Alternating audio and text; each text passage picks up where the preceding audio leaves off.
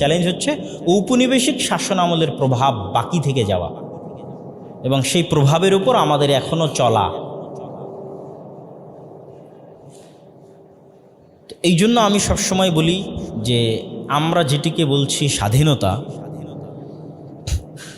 ব্যক্তির পরিবর্তনে কখনোই স্বাধীনতা আসে না যতক্ষণ না সিস্টেমকে পরিপূর্ণরূপে পরিবর্তন না করা যায়।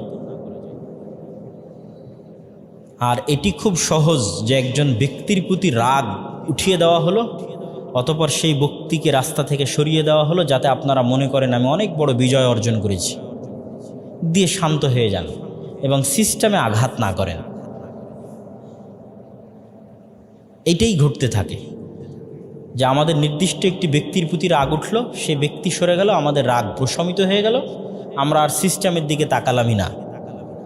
কিন্তু মূলত ফ্যাসিজম প্রতিষ্ঠিত ছিল ওই সিস্টেমের কারণে, ব্যক্তির কারণে নয়। তাহলে যদি আমি সামারি করি, যেটি আমি এর আগের এক বক্তব্যে বলেছি, যে 15 বছরের ফ্যাসিজম ছিল গণতান্ত্রিক সিস্টেমের কারণে, সেকুলার